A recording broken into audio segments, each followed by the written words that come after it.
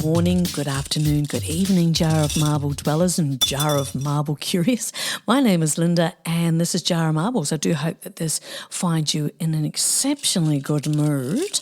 Today I wanted to talk a little bit about how evolved one can feel and are actually once we're sort of heading into our 50s, 60s, 70s, 80s, 90s and beyond.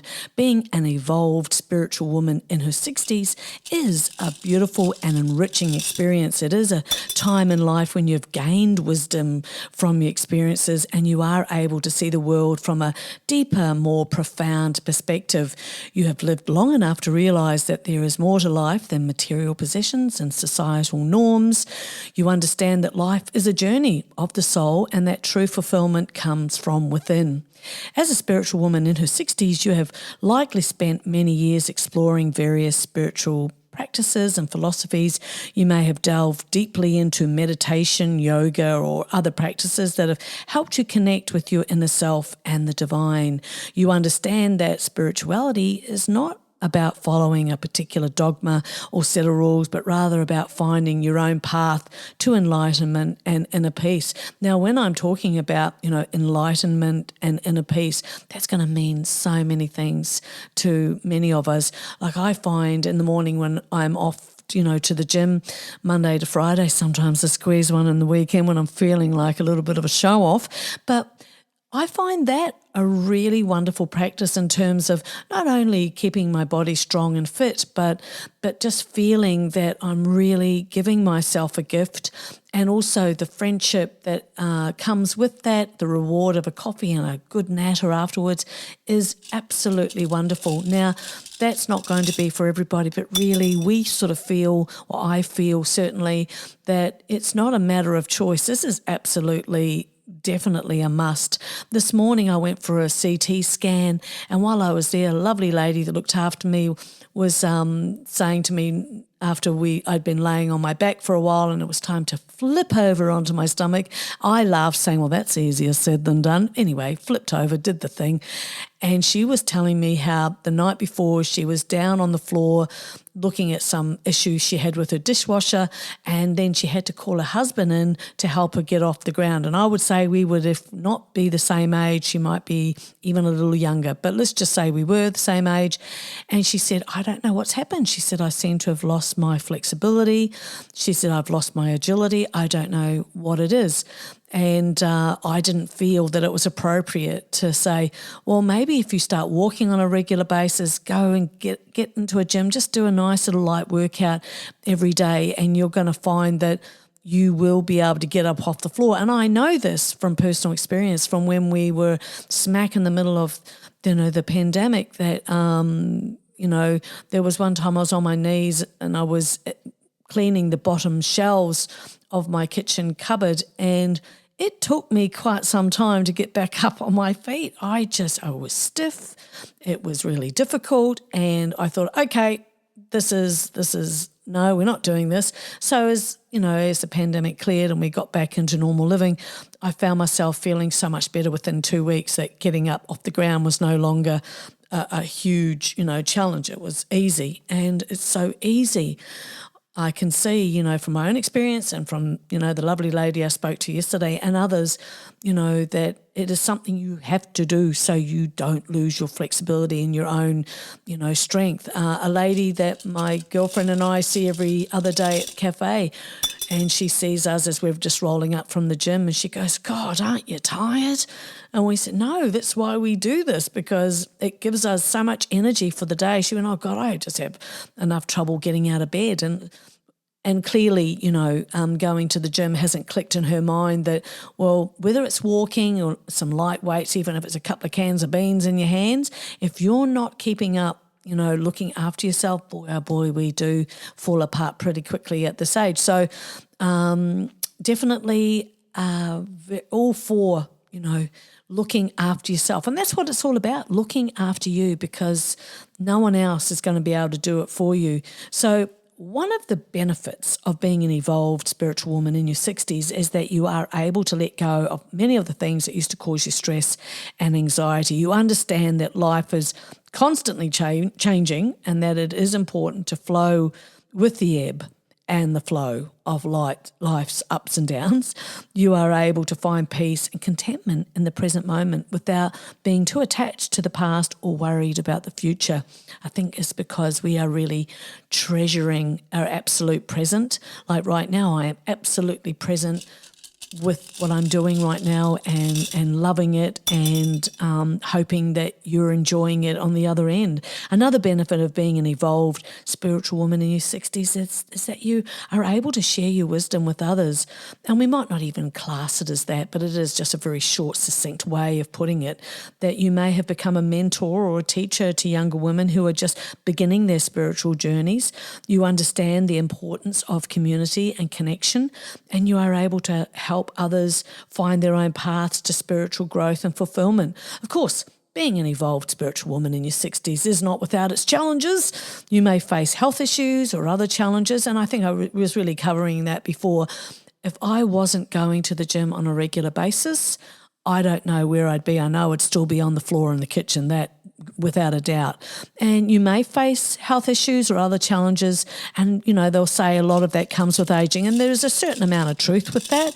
Certainly if we've lived really hard all through our teens and 20s and 30s and 40s and maybe early 50s, and then we get to our 60s and things might not be humming along as nicely.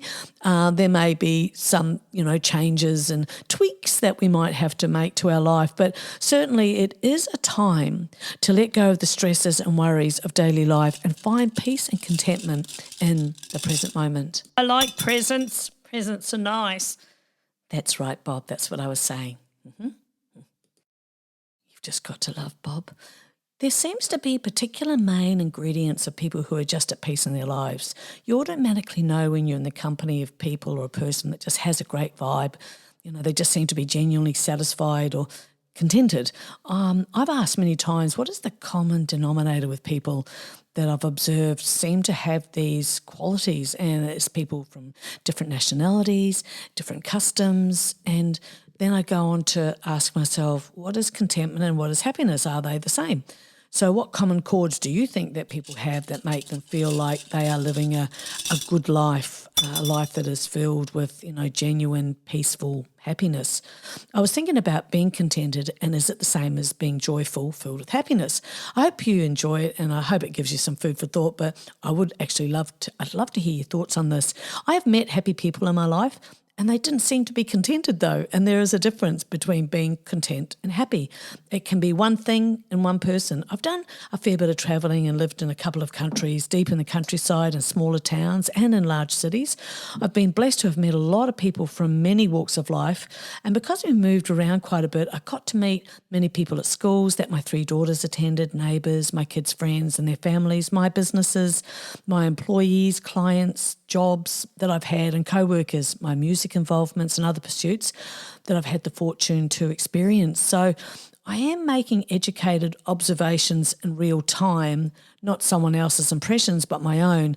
Friendships that formed quickly, being treated with generous kindness from virtual strangers, given opportunities by people in the decision-making roles who gave me the chance because they instantly liked me.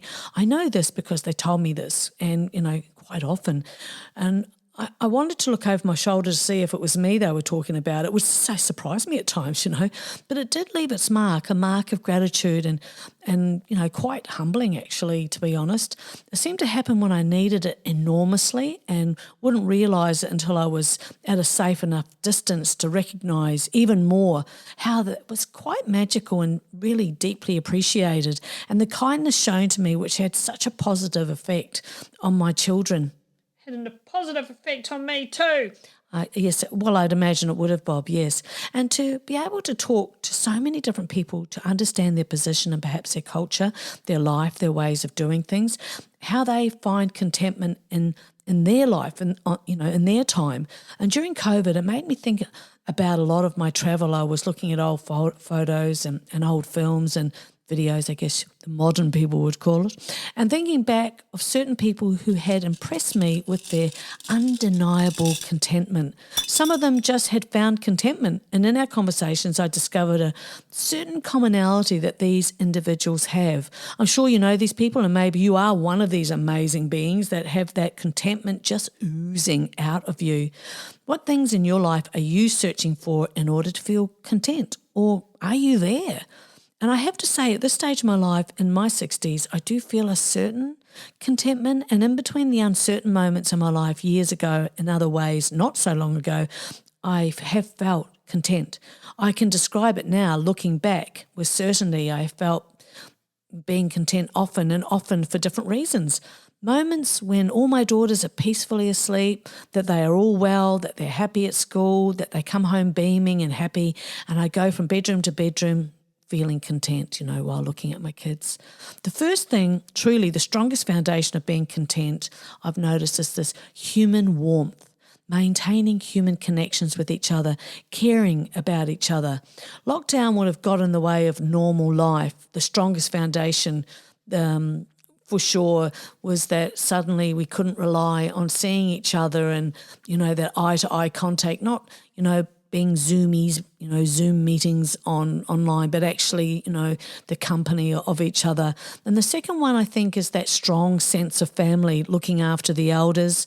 Not all cultures, do that, but the ones that do seem to maintain that close connection with the elders, and they just seem to feel, a stronger connection to happiness. And the third one I was thinking a lot about was contact with nature. I did spend a lot of time on my garden, like honest to God, as soon as a weed appeared, it was God, because I had so much time to really observe my garden, sit in the garden and just enjoy that peace. And working with your hands, enjoying the organic part of your life, gardening. Anything that you can do that brings you enjoyment, others, just even better. Another one, I thought, being kind to animals. Some people love cleaning their homes and keeping their home beautiful, and it's representative of themselves. They relish the sun spilling into their rooms. That is a real enjoyment, makes them feel happy. Cleaning gives people a sense of mastery and control over their environment. I'm a clean freak. Are you, Bob? Didn't really notice, but there you go. What's more, clutter and disorganisation can be really distracting and make it hard to focus or complete other projects, and you can start to feel stuck in a rut. I don't know if it makes you feel that way, but sometimes, not so much now because there's less people in the house, but I always felt that I couldn't really get going until I'd organised my house, and then by the time I did that, I didn't have any energy for creative things. It wasn't always that way, but I do like order, and for that very reason, if I feel stuck, an untidy home makes me feel like I'm drowning. It's a way of displaying love for our families, to have a lovely home, and also, of course, it's healthier. Even the poorest of people, the joy of working with their hands just gave them so much contentment. And also, simple homes always felt so very, very welcome. They were able to create, whether it was working in their fields or even the woman pool divers in Japan. Wow, that was a fantastic read. Oh, I didn't find that interesting at all. Who cares? I do, Bob. Another thing that I found rather interesting is people that have a strong sense of identity, the ones that, are proud of themselves, proud of their families, proud of the work that they do. They have a strong sense of identity. They knew who they were. They identified strongly with their work and the joy it brought to them and their families. And being able to be self-aware and accept who you are, there just seems to be that real inner contentment, brings that strong sense of identity. The other thing I was looking at also was friendships. The people who I spoke with did not let the friendships slip away. They valued their friendships. I think that it can happen so much where we fall out of touch with people, or people can fall out of touch with us, and if enough time goes by, we really do just forget about one another. That can happen.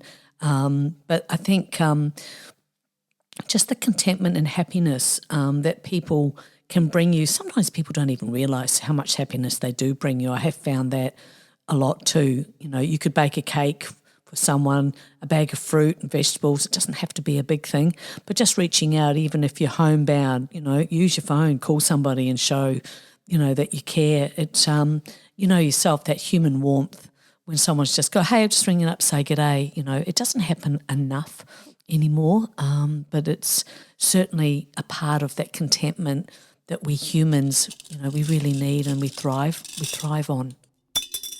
I recall many years ago when I lived down the south coast, and my cafe was actually on the main highway, and the cafe itself was set on a petrol base, and the petrol base also had supplies. People could buy groceries and whatever else they needed, and I had my hamburger salad bar there. So turned out to be a really good position. And sometimes people from, you know, the countryside deep over the, you know, the river and, you know, up in, we used to call them the mountain people, it would come in for, you know, fish and chips, whatever. And if they got reined in, you know, you wouldn't see these people sometimes for weeks on end. And over time I got to know them, and they found out that I could play the guitar, and, you know, we just got on really well. And all I needed to do was, you know, follow these map instructions to find their place. And I'm telling you, it was complex. It was, you know, you drive down a dirt track for a very long time, then you would turn right, and eventually you would drive over a very shallow river, and then you would drive up the dirt track, and then once you got to sort of in a forest, and then you'd come to a Y and you'd take the right turn, and there would be a few of those in the middle of the forest. And as it's getting darker and darker, because forests are already quite dark, you know, you're just hoping that, you know, you're not driving into, you know, some terrible situation.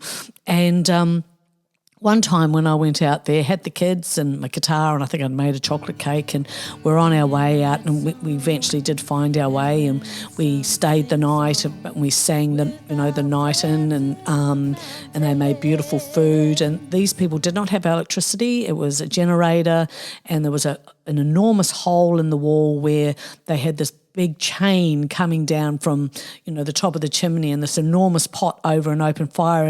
And our gracious hostess, Lynn, was making pizza, and their house was made out of beer bottles and Riverstone, and the beer bottles were set in such a way that, you know, they were like windows, if you like, and their hospitality was just nothing like I'd ever really experienced in my life at that stage. And their kids, you know, were there as well. My kids were there, and they had all sorts of very unusual ornaments on their walls, and it was just parts and of guns and tools that they would have used on their land. And they were literally on thousands of hectares. So when you went out the back of the property to go to the loo, it was a sawdust loo, you went out into this outhouse that didn't have a door, because it faced just endless property of trees and valleys. And, you know, if someone was coming, you could ring a little bell just to let, because you couldn't see if anybody was in there, of course. And but I tell you what, it was a fabulous laxative. You had never been busting, you know, or constipated there, because you just got so relaxed. You just hoped that a snake didn't bite your bum or anything like that.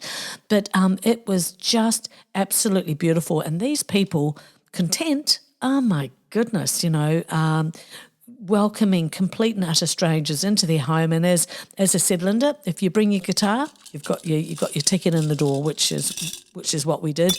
And I remember one time we were coming back, and blazing on the other side of the dirt track was a forest fire, and that was a little bit frightening. And trying to concentrate on the road, because if anybody came, you'd have to, you know, do like a 40.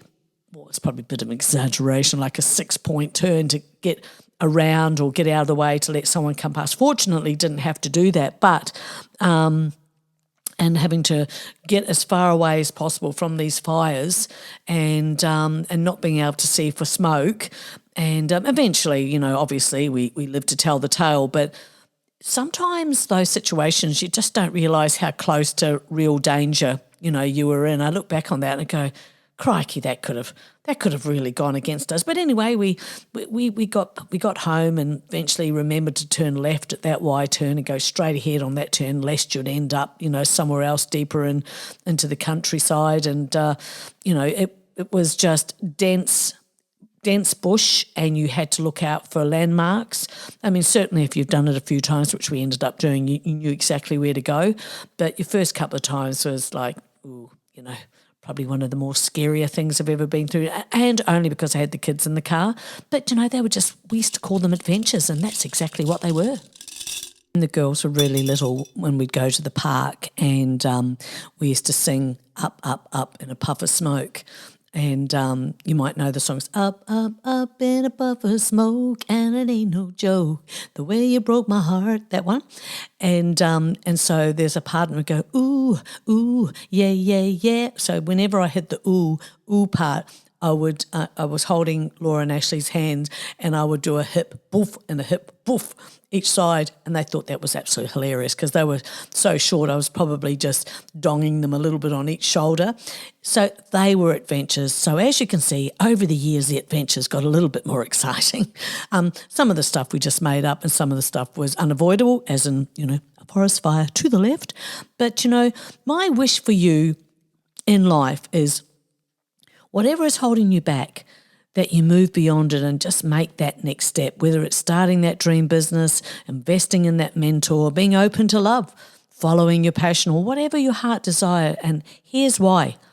Overthinking will destroy your happiness and your mood. It'll make everything worse than it actually is. So take a deep breath, exhale, and have faith, because what's meant to be will unfold. And obviously, you're not going to be sitting in some quiet little room going, okay, well, this is meant to be. We're going to do. You've got to get out there a little bit, and I think the reason why we can get a little bit stressed and overwhelmed is because we're not following up on what our true desires are. Now, I'm just looking at the time, and there we are.